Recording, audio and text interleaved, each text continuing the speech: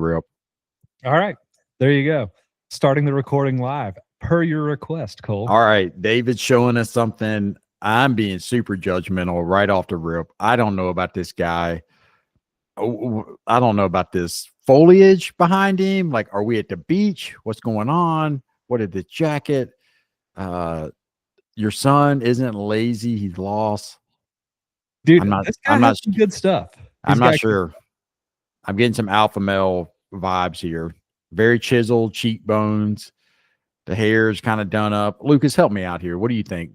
I'm going to be open-minded. I'm just getting this all out so I can like clear the palette, so I can see it clearly. You know, that's what I'm gonna. You're coming in with a very judgmental mindset. This isn't clear palette.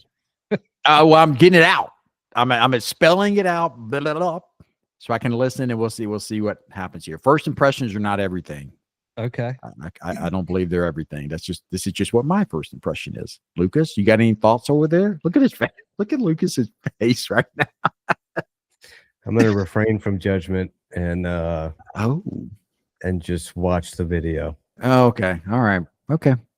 Well, let's hear it. Let's hear it. All right. Let's see what he has to say. Okay. Sharni and Julius. What? Get out of here, Cole. Just listen to the media. Okay. Okay.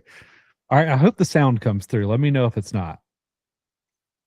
Your son isn't lazy. He's lost. If your teenage son spends all day in his room, this might be his future. Pause it. He didn't tell me he was Australian. I can't deal with this. I feel better about it now that he's like, I don't know if he's European or Australian. I don't know which one he is, but he's Australian. That's why he's at the beach, and that's why he's got that jacket. That's why are you sure? Is it Australian? That's why he looks chiseled. He looks like Chris Hemsworth. It all makes sense now. Or am I getting some Braveheart vibes? Is there some William Wallace in there? You know, I don't know. That's where Australians come from, right? Whatever. I feel better about it already. Now I know he's not like American. He's not American, so this is hence his like really nice style, all that kind of stuff. I get it now. All right. Now I'm locked in. All right, here we go. Spends all day in his room. This might save his future. Your son's not lazy. He's in a comfort trap where nothing is expected and nothing is earned. Nothing matters. And that trap, it creates the exact type of man who can't hold a job, can't handle criticism, needs someone else to carry his weight. Here's the truth. You're not looking at a lazy teen. You're looking at a future man who will disappoint every woman who tries to love him. Unless you interrupt it now. Two things. One, give him real responsibility that actually matters. Stop doing things for him that he should do himself. He's not European. A lot of Europeans, when they go two things, they actually do this, and they'll do these two fingers. This is like more of an American thing. And like England, and I'm serious. Get out of here. I'm serious. I think he's every European does that. More like I don't think like English. All American count to threes like this. Well, and they also do three like this in Europe, I think, rather than like this. How do you hold up three? I would do three like this. Okay. I would say most guys in our house would do this. Bro, I don't even know how to do that. That took me 3 seconds to figure that out. It's a newer thing? Too. But all of my, like the younger people in my family, my nieces, nephews, they all do this. This hurts my hand to do. All right. So anyway, how do we feel so far? We're halfway through the video. I agree with the problem. I think a lot of our guys have that issue. Not all of them, but a lot of them. I think just a lot of young men in general can have that problem. Yeah. Should we just finish it out and then talk? Yeah, problem makes sense. I'd say just let it rip, dude. All right, I'm going to rewind it a couple seconds and start it back. Him that he should do himself. 2, character is what separates men who build things from men who break things. Character is what makes a man someone you can count on when life gets hard. Character is what makes the difference between a son you're proud of and a son you're embarrassed by. This is what I teach inside What They're Not Saying Teens. Okay. Then he goes on to promote like his thing. And we don't have time for that. We're just going to use and abuse this guy's content for. Can we? I feel forever. bad. Will you please just play it for Yeah. all of our like 5 viewers can actually see what Yeah. this guy's selling? Help Yeah. the guy out. Yeah, here we go. How to wake up a disconnected son before reality hits him like a freight train or before he becomes a permanent dependent who can't function without someone else carrying his weight. Click the link if you're tired of watching your boy waste away. Your son. There you go. I like So- the last part a lot because I do think that it snowballs where there's like at the same time there's more justification to change, but also at the same time it's like it's kind of sunk cost fallacy where it's like, but I'm too old and now I'm 45 having to change, so it's like easier to just continue to do what I'm doing. So I feel like every year, every 5 years, every decade that it continues to go on, that 40-year-old is way more embarrassed to be that way than the 20-year-old. And so the 40-year-old's, I think, more likely to be stuck in his ways and be like, well, then I'm not changing now because now I'd have to go into a, if there's drugs or whatever, a sober living with 20-year-olds that are like me. And what does that say about me? And that could also be a really good justification for like, so I got to change because I can't be 50 like this or 60 like this. But I just think that like relativity with age plays a big factor. Yeah. I like the don't do for your son what he should be doing for himself part. And that's a topic we've touched on before of what's the difference in helping versus enabling. And helping is doing something for someone that they can't do alone or they can't do for themselves. And enabling is doing something for someone that they could and should be doing for themselves. So I love that he drives that point home with his first one. Mm-hmm. Mm-hmm. Yeah, I think what's also interesting with that is you're going to have to demonstrate to the parent what he's talking about. Because I think what he's talking about is like repetitive. And Lucas, you were kind of, I think, alluding to this, like repetitive trials, like being able to handle criticism. That is something that you have to like deal with when you're 30, when you're 40, when you're 50, like throughout your life. You're going to be a parent someday and your children are going to be 30 and they're going to be saying, hey, dad, when you did this as a dad, it really hurt me. It's going to feel like criticism. Can I receive that then? Or am I going to be defensive to it? Is my ego going to block me from it? So he's talking about trying to instill that as a teen, like with your teenage son or young adult son. I think we all struggle with that repetitively over and over throughout our lives.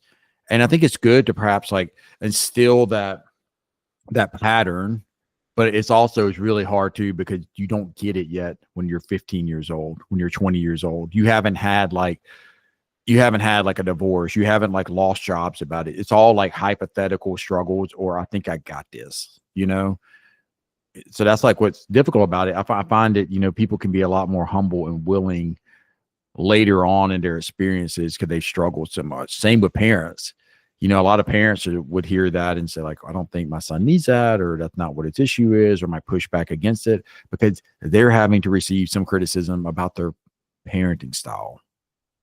So, and it's it's hard to do that when your son 15 or 20, when your son 35 and still living in your house, when he's 45 still living in your house, like there may be more receptivity there. Like maybe I don't know what I'm doing. Maybe I haven't got it figured out. You know what it also makes me think of? I was just reminded of this the other day. When they did all like the SeaWorld protests about like the whales? Oh, the Remember orcas. that? The orcas? Yes. And it ended up that they like euthanized the orcas because then they had been in SeaWorld for so long that they didn't know how to behave in the wild. I know I've heard that my whole life with like zoo animals, and even some animals are like, don't take a bird into your house or a squirrel because it'll quickly become dependent on you and it'll just die in the wild. And it just makes me think about that with like our kids and just generations coming up, that they kind of have to know how to act out in the world and how to survive and do those things and have that be tested. Because at the point in time that they become 40, it's like, dude, I'll just die out here. Like, because I've never had to have an apartment. I've never had to have a job. I've never been able to do. It's like, I'll just get eaten alive. and just like how important it is from 20 to 40 or 18 to 40 that you're getting some amount of experience with that rather than being shielded from it, because like inevitably like everybody dies, and so parents will eventually pass, and then even a 50-year-old son, if left with none of those tools and even all the money in the world, I think still just totally flounders. And that's assuming you have all the money in the world to leave them and a house and bills and all that stuff that's paid off. But if they don't know how to make good decisions and you're not there anymore to like put the rails up, protect them, helicopter them out, put them back over here, what does that really look like? You have to watch them suffer and struggle and make mistakes and fumble and all that kind of stuff. And that's hard to do as a parent, I feel like. Yeah. One thing I wanted to add on to what you said, Cole, about the criticism and being able to take that. I heard this a couple of weeks ago and it hit me hard. I remembered it, but it said, and now watch me botch it, but I think what they said is a strong man is hurt when you tell him a lie. A weak man is hurt when you tell him the truth, which I'd say is also a lot of what we see working with these young men. They're not at a place where they can take that criticism well, where they can take the truth well. They're still at a place where the truth hurts them and they want to revert back to this like defensive place of like, no, that's not me. And this is why that's not me. Instead of being like, okay, let me take this in. Let me think through it and think through what I need to change to like get through to the other side of this. And I loved that quote. Dude, we have a guy, his name starts with a C, a GT alumni, that is the embodiment of that quote and like the progression of it. CW is his initials. I'm waiting for Cole to give me a nod that he knows what I'm talking about. I knew as soon as, I got you. I'm as locked soon as in. David said it, yeah. But like in the beginning, when he came to us, like I would tell him hard truths and he'd be like, why do you got to be so mean to me and this and that? And I'm like, well, what do you want me to say? And he's like, I don't know, that I'm like wonderful and awesome and amazing and you love me and you've never had a client as great as me. And like, seriously, that's what he wanted me to tell him exclusively. And I was like, but you know, that's like not true. And he's like, but you don't have to say it. And today, what's really cool is he's coming up on 5 years sober. And like, I was just talking to him 2 or 3 days ago, and he'll call me for like advice with like dating or relationships. And I mean, he'll give me advice too. You know, we're very much, like, you know, just friends, like where that's a two-way street now. But today he's like, no, you're right. I really appreciate you telling me that. When I do kind of tell him some like hard truths, and I've seen that just completely seesaw. There's still a little bit if I go too hard on them, too much, too soon, whatever. They're like, gosh, you just always have something mean to say it, but I don't mean it like that. And I think he gets that today. So just seeing that progression from that one extreme that you said to the other that you said, David, in that quote. I also saw that quote. I think it's the other way around, but it's a cool thing. What, I said it backwards? I think so. I think it starts with the weak man. Oh, okay. But still.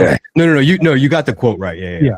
The logic's there of like a strong man is hurt when you tell him a lie. Yes. No, you nailed it. I think the unfortunate thing is, like when I pull back, I'm like, there's more times in my life I demonstrate the characteristics of the weak man in that quote than the strong man. Like that's just the reality of it. Like truth does hurt, you know. But it depends. I'll try to flip it to it's a lie to protect myself, you know. But it depends on my starting position. Like we were talking about this turtleneck. And like if I thought this turtleneck was really cool, which I do, and then someone's like, man, I hate to break it to you, but like it's really not cool. Like that's way harder for me to hear than if I'm kind of neutral on it. And I'm like, what do you think? Like, is it cool? Is it not cool? I haven't bought it yet. I might get it. I don't know. And they're like, I just don't think it's great. Like it's a little easier. So it's like when someone contradicts something that I really want to believe, that's when it's the hardest thing for me to accept and take in versus something that I'm like, curtains, drapes, black, white, like turtleneck, no turtleneck, like something. If I'm just like kind of neutral on, I can take that stuff easier because it doesn't matter as much. Yeah. So you're talking about like if it's tied to my ego and pride. Mm-hmm. Like let's say I really pride myself on having a great sense of style and like being a trendsetter. And then like, and I tell myself that when I'm like down, like subconsciously even. And so then when I'm like bringing the latest trend, turtlenecks, baby, they're back. And people are like, I don't know about that. It's not a great idea. It's not about the turtlenecks. It's about like the way I see myself and that falling short, you know? Mm-hmm. And that's also what, Buddy is talking about in the video on some level. Is like, it's just talking about like the lazy son in the room. Well, what is he doing in the room? Like, what is he thinking of himself? And, is he thinking I got this figured out? Is he, or is he thinking deep down, I don't know what I'm doing. This is just safer. Like, I think that's an interesting point too. I was the latter. I mean, I resonate with that video a lot, and I fell into that comfort trap where I was just terrified of like getting out in the world and figuring out and failing, and I don't know where that came from. I like to believe that like my parents didn't just like handle everything for me growing up. Like I had to have jobs. I had to like go to work with my dad. I had to do yard work. I had to, because what he also touched on, he said, give him real responsibility that actually matters. And I feel like that was given to me for a large portion of my childhood and my young adult life. But at some point that fell off after drugs and alcohol, to where it was like nothing else matters. Mm-hmm. And then I became terrified. Like I love the term comfort trap because that was me. I think the the like being in the room is the comfort trap, but because of all the things that are in the room. And David, I think your life was a good example for that, of like just staying locked in the room and like having like food delivered there and the drugs and alcohol delivered there. And it's just ultimately it's safe in there, and that's the most comfortable place you can be. And I think about that a lot of our guys come from those rooms in their parents' house, where that's the exact way that they're living. And they'll get to us, and I mean, we'll lie, manipulate, cheat, steal, like do anything to get back to that room. And even when we're talking about like what comes after GT, they're like, all right, and then I finish GT and I go back to the room. And it's like, no, dude, the deal is we don't ever go back to the room. You get a whole apartment or a dorm or whatever that looks like for you, and you move in and out of that place as you're working jobs and doing whatever. And you can just see how much that terrifies them, because of, I think, the responsibility that comes with it. And I think that room signifies like no responsibility, ultimate comfort, what I want, when I want, how I want, with no one else to do it. But just don't see like all the responsibility that has to be done around them to like make that room that perfect comfort for them. Like it's only that way because mom and dad both work a job, and because they go to work even when they don't want to, and do hard things and have tough conversations and pay the light bill and buy you a new TV and a computer and a Netflix subscription, and have money that you can steal for drugs and alcohol, like whatever it may be, or give you some kind of subsidy for that. So it's just it's like interesting as a I guess everything is kind of an analogy for different things. Yeah, because there can be he's essentially talking about like just helping somebody cultivate resilience, right? Like, I mean, he may have said that even too in that video. I've only watched it once, as we know. But like it's very much like cultivating resilience of like, when things get tough, like, can I find a way? And I think not only that, like when I get stagnant, which I will throughout my life, everybody does, can I find a way through? Can I find a way out, change, adapt, all those things, right? It makes me think of watching like the martial arts stuff that Lucas and I watch, where the really good fighters will go through their training, and they will put themselves intentionally in uncomfortable situations. They will like absolutely gas themselves out and go double the time of what their actual fight's going to be to prepare themselves for that situation. And can they adapt to what's being thrown at them, the unknown thing? If you always settle into the comfort trap, you're not going to be able to get yourself out of that inevitable discomfort that's going to happen when you're stagnant, when you stay at the same job, when you're really unhappy, you stay in the same relationship, but you're really like burnt out. If you stay in the, just the same, like whatever situation you're in, and you're not really finding your purpose and like living a fulfilling, like engaged life, Like that's the room. And like giving someone the tools of like, hey, you can get out of this room, and you're going to need to get out of this room over and over and over and over again in your life. You know, like that's what I hear being like the biggest purpose here for this idea, you know?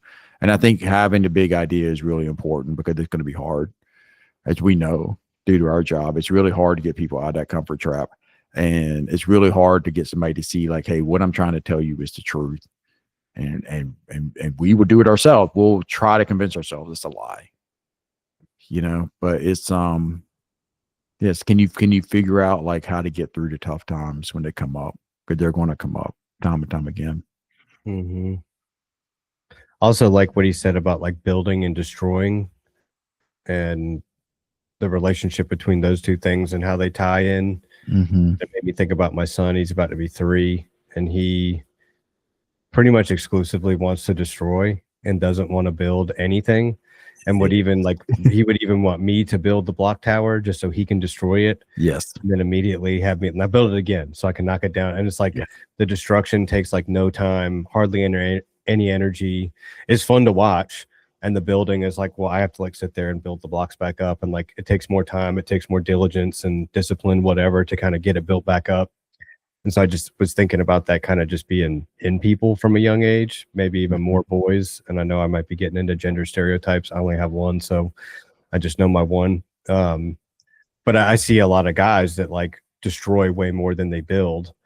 And I don't know how you could have great self-esteem when that is your reality, you know, that you're a destroyer of things rather than a builder of things. People build things around you and then you knock them down and destroy them because it's easier and more fun, and doesn't take as much discipline, commitment, responsibility to do that. But the self-esteem that comes with building something. And then last thing is just the relationship between like building and destroying. I was thinking about like the army, and I don't know that I necessarily agree with this, but they're like, you know, we're going to kind of like raise you, you know, like down to rubble. And so then we can build you back up. And I think like even in recovery, there's almost this like destruction of self, like the little bit that's left there that's like really just kind of poisonous and not good, to kind of build something better in its place. But there kind of has to be this destruction of like the bad parts of me, the things that I do want to change that do have to go away in order for something better to be in their place. So it's like there's still a place for destruction. It's just like pointed in the right direction to get rid of like the things that need to be destroyed. And destruction and destroyed sounds like a totally crazy words for what I'm actually talking about. Like that sounds just extreme. But yeah. Well, the tearing down is part of the creation at times, right? When you do like a controlled burn in a forest, you know, you're burning stuff up or whatever, like to create like a healthier forest, or to maybe like create a new like batch of crops or whatever. And only having girl daughters, like only having like children that are girls, they very much destroy too. That was a game with my oldest for a long time, like where we would, when she was little, like your son's age, I would just build the block tower as high as I could, and then she would get as far of a running start as she could, just so she could run through it and laugh, and I build it up all over again. There's just something very exciting about that. That still happens today. Just yesterday, I was out in the backyard, and I'm looking at the playhouse that I built for them, and I had like painted it white, and there's these blue shutters on it, and on the back side of the blue shutter, there's just mud smeared all over it. Where the same daughter now at like 9 years old thought it was a good idea to like put mud on it to like make it like a wild animal habitat or something. And I'm like, you're destroying this thing I painted, you know what I mean? To like look good in my mind. But this is also her having some individuality of like, let me make this my own, right? It feels like destruction to me, but it's creation to her. So being able to pull that apart is like really interesting too. And we know it, right? Like, I mean, we're in the situation we're in right now. We live in the houses we live in. We're in the jobs we're in because we left the previous house we lived in. We left the previous job we were in. We left the previous relationship we're in, and we're here now, right? There was destruction that led to creation. So, I think if like we have that idea and we know there's a bigger purpose here, there's like an ownership of what I'm tearing down, that's not really destruction, that is creation. But if you think about the guy in the room that's just like not really doing anything, hasn't gone to school, isn't working, it's like, are you like are you just destroying just to stay comfortable, or are you actually trying to build something from this? You know? So kind of just like rambling there on some of that, but All No, good points.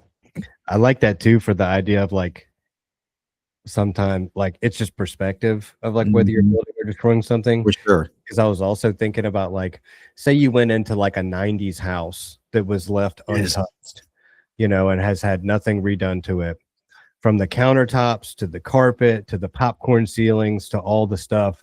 Like somebody today would come in and be like, who destroyed this house and made it look this bad? You know, Mhm. but then another person would be like, no, I like spent hundreds of thousands of dollars to build this house to be exactly this way.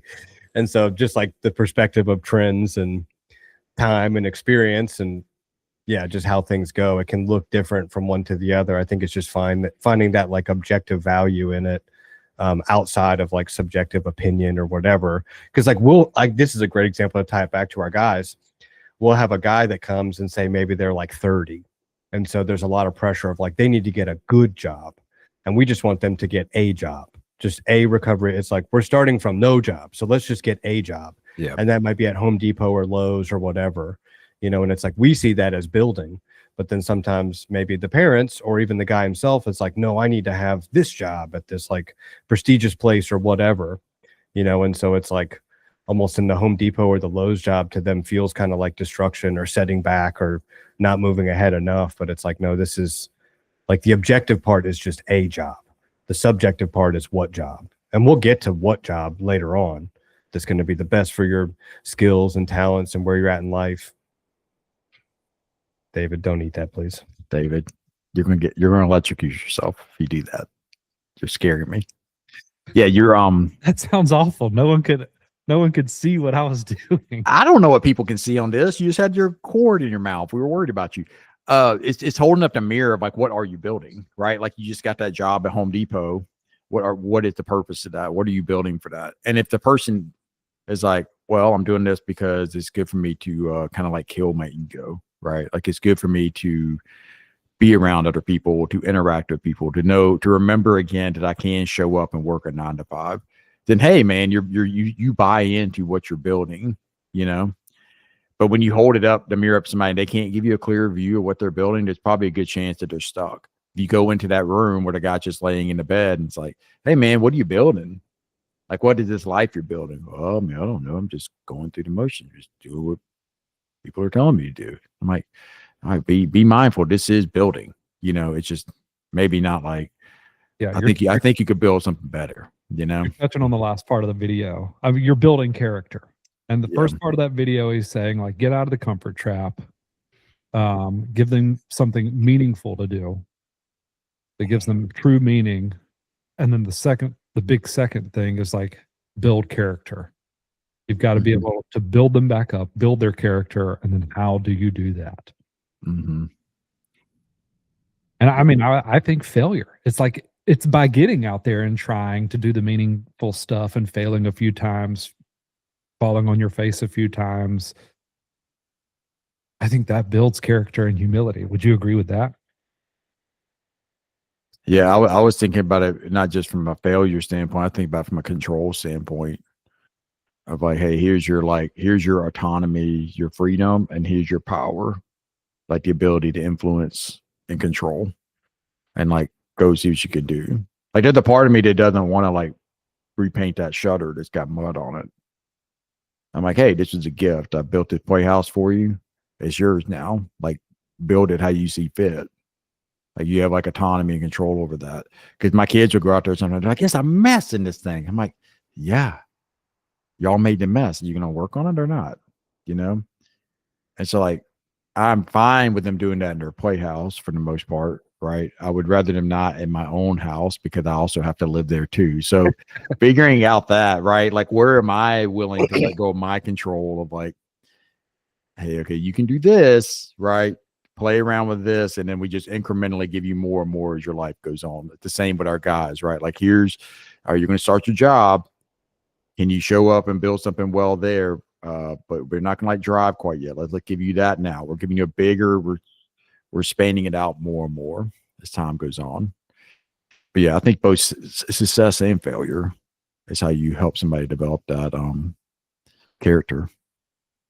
To get to a place where they can take the truth. Yes. Yeah. And then again, and again, and again, and again, and again. I mean, that is something, like, hearing the truth is something I struggle with at 40 years old.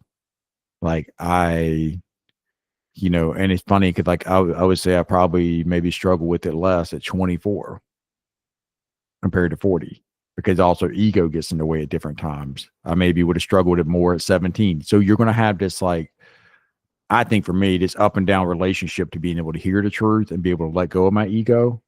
Because it can, if you experience like success in the world, right? Like, you have a family, I have a car, I have a job, I have these like things, a house, then it can make it even harder to hear, like, this is the things you're also falling short on. Damn, it's like, I don't look at all this stuff I'm doing. You know what I mean? And then you're in defense, you're defending it, and you're not hearing the message. Mm-hmm. So yeah, I think it's just it's a constant inventory there, right? Of like checking yourself on that. Yeah. Yeah, I agree. There's a lot to it. I do think we try to implement a lot of this at GT, like in the programming, to have these guys, not start to build character. I think they built some for sure, but just to continue to build on that in recovery. Well, that's just like sponsorship and step work and therapy and group therapy, and just like showing up for things on a daily basis, whether you want to or not, consistently. Mm-hmm. Another thing I was thinking as far as guys go is, because it just came up last week, I was talking to some parents about like a guy who's had a really smooth journey through sober living with us so far. And like things have just kind of always, just kind of turned out, got a good job, got a promotion at the job, got a raise, got another promotion, got another raise. Like, it just seems like everything's working out. And it goes back to an old thing that I feel like, David, you and I would say to parents of like, that we kind of want them to fail on some level while they're with us. Like, we want the job to fire them. We would never do anything to make that happen. And I'm obviously going to stay out of it and be supportive and all that, but just wanting them to experience some failure, specifically within recovery, to practice failing and not turning to drugs and alcohol to cope with that, and to figure out like other ways to get through tough times, being fired, being broken up with, tough conflicts with guys in the house. Because we've seen guys that get in conflict with other guys in the house and be like, I need to leave. Like, I have to leave the program because I can't get along with anyone here. Or they get fired and want to leave, or get into it with a therapist or a staff member and want to leave. Like, just that instinct is just like tuck tail, run, get back to what's safe, get back to that room, to come full circle to like the beginning of it, and just helping them to actually work through it. So that it's not, because I guess my fear is that everything goes well at GT, main house, step up house, then they get out of the zoo into the real world, and the first like hard thing happens, and they're like, I have no experience. I've got some decent sober time built up. I have some decent coping skills, but it's like still all theoretical, and I have no experience actually dealing with a life setback sober. And now I'm just going to crumble. So just kind of wanting them to be able to work through those things with all the support and structure we have around them versus after. Mm-hmm. Yeah, it's that fight or flight. And it's all of those examples you just mentioned were guys that are like, oh, I'm feeling friction with my therapist, I'm flying. Oh, I'm feeling friction with a guy in a house, I'm flying. And that recovery is constantly fighting.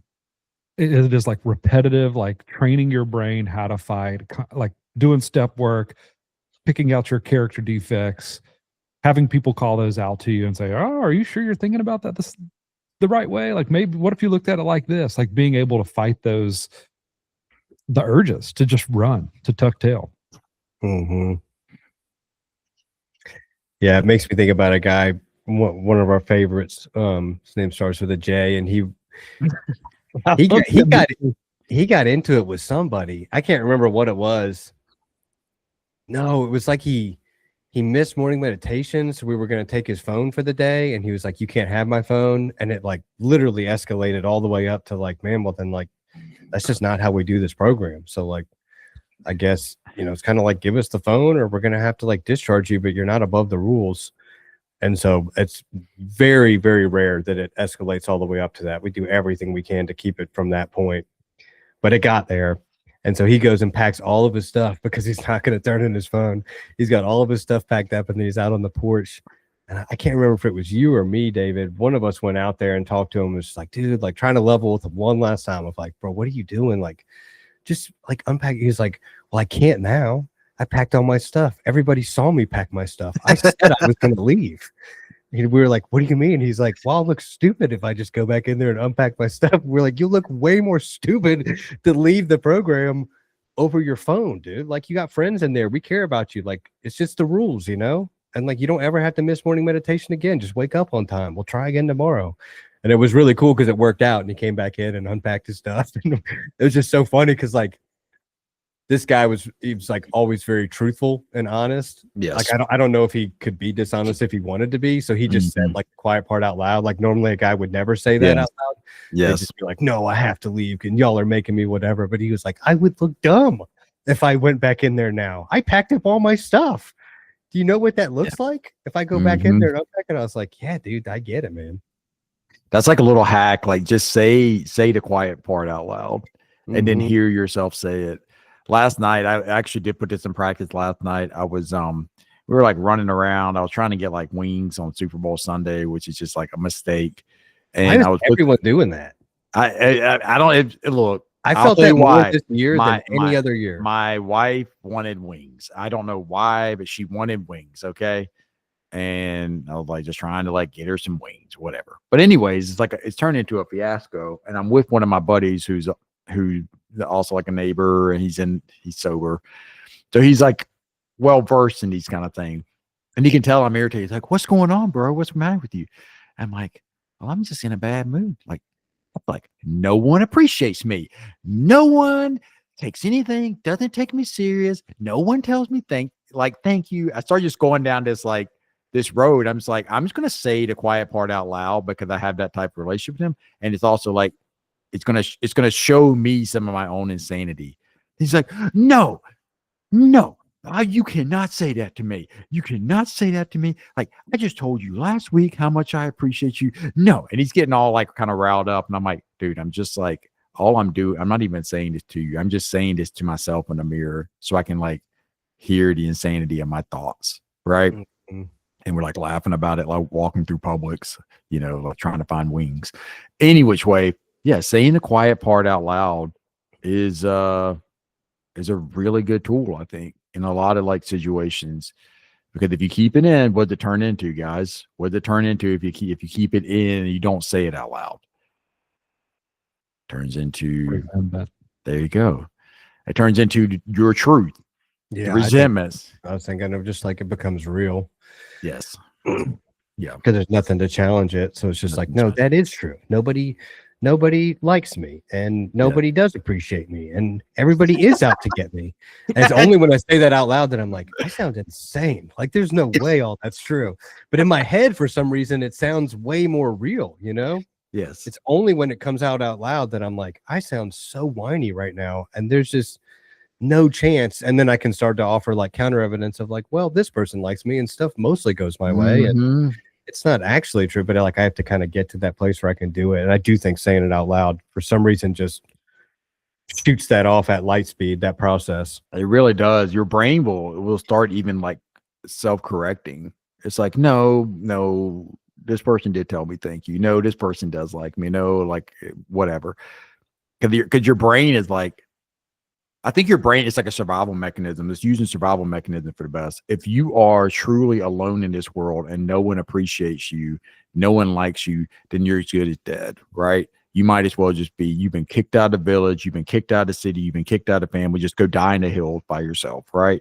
And your brain like doesn't want that because your brain wants to survive.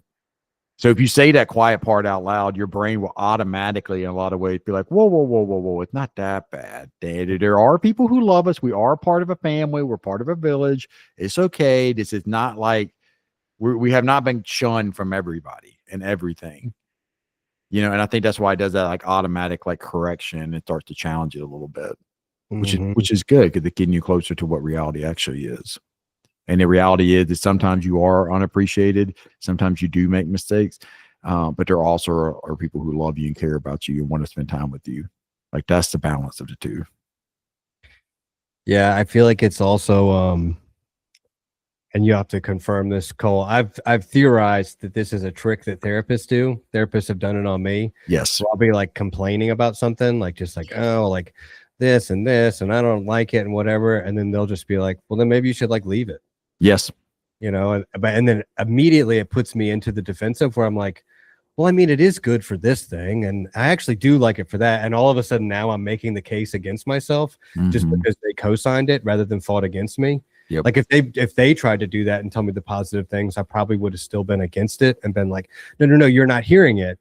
Because they agreed with me and instantly went there, then now like I'm arguing now the other side Mhm. somehow. I feel like it's such a good therapist trick, and it's been done to me many times where now all of a sudden I'm arguing the other side and making the opposite case, which is great because then I'm like, oh, they're all these here now are all these good reasons to just vomit it out of my mouth. Mhm. Why this thing isn't that bad.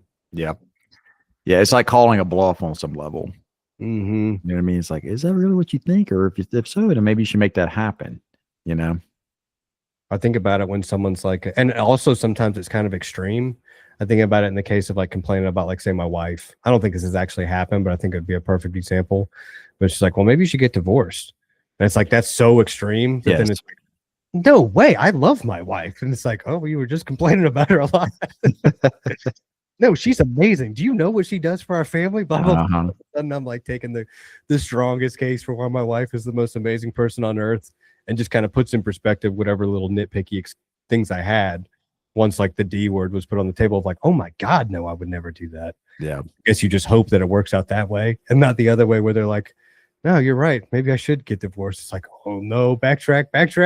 Yeah. It's reminding you do have autonomy on some level, right? Like you do have the ability to control your life, but what do you want that to look like? Yeah. You know, because the reason you're complaining, you being whoever in this scenario, is you're trying to get control back. You know, that's why we're like, no one appreciates me, or yeah, I'm better off without my wife. You're just trying like desperately to get control back in your brain. And then once somebody's like, well, okay, well, here it is. Mm-hmm. And you're like, oh, I didn't need it that much. I was just, you know, complaining in my head. That's all it was. You know, like that's not actually what I really believe. Like what I really believe is something much more like in the middle, you know? Much more nuanced. Mm-hmm. Yeah. I know we got way away from the original topic, but No, we didn't. No, we didn't because Okay, homeboy, tie it back. look, homeboy in his room, it's just sitting there making up all the stories, right? And he's not saying the quiet part out loud.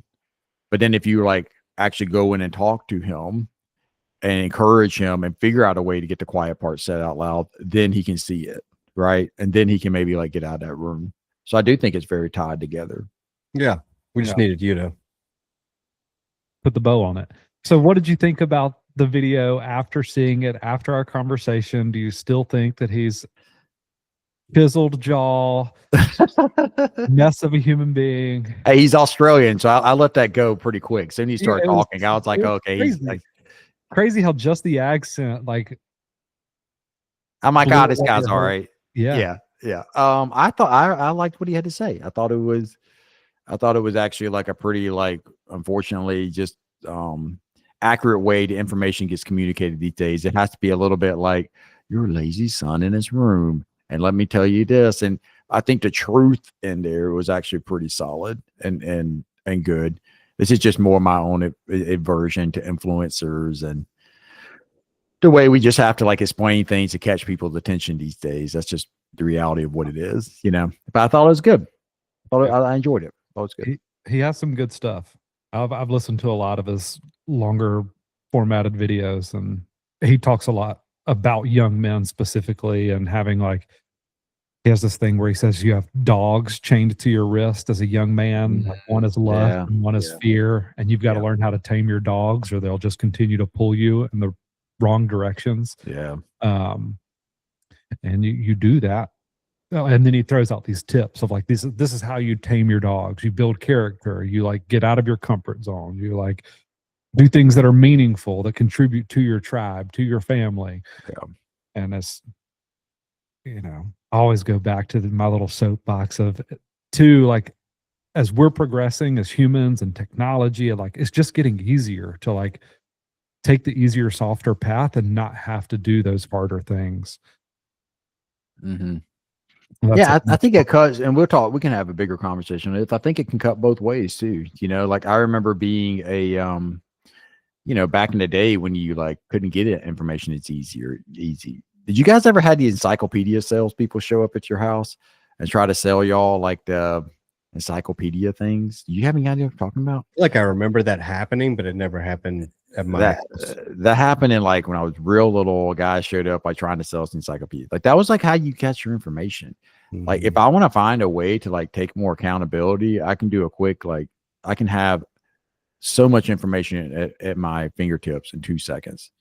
Right? Yeah, dude, I would say it's more harmful than helpful, especially with a newborn and you want to Google every single thing. That Well, it just takes more discernment because you Yeah. have to know like what's a good source, what's a bad source, probably double check and like verify things that it's actually true by like 2 or 3 professionals, that a professional is actually professional. Because in today's world now, it's like if you have a really good camera, a great backdrop, professional looking video, that kind of just conveys this level of authority that like, well, this person must know what they're talking about. Yeah.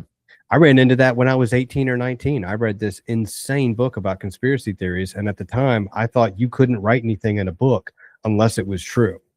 Like, I thought that was like a law or something that like just books couldn't be published. If it was nonfiction, it had to all be true and verified. So I believed all this stuff.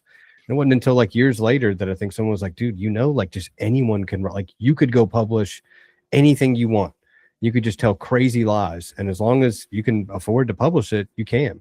Mm-hmm. And then now imagine you don't have to publish a book. You just have to make a Gmail account, start a YouTube, buy a camera and just start filming stuff. Yeah. And especially if you tell stuff that people like want to believe, convenient lies, as opposed to inconvenient truths, that stroke my ego and make me feel better and is what I want to hear. I'll want to believe it, especially if you have a nice camera and a good looking turtleneck on. Camo. They should have a rating system of like if you're releasing information online that you're rated, like it's documented of where you cited things, how Who's creating the rating? Who rates it? As soon as you Who makes AI? Yeah. Yeah. As soon as you like create a rating system, you get a rating you don't like, then you just say like that's an inaccurate rating system, and we're not, like it would just be, man, people just be wild. So I think it's countries they rate humans. You get like a star rating, like restaurants. China, they have a social credit system. Yeah. but who gets that? Yeah. Who rates it? Yeah. The government. I don't think people like it too much over there. So that system, I don't think. Yeah. Yeah. All right. All right, let's skedaddle. Yeah. We'll wrap it up for today. All right. See you.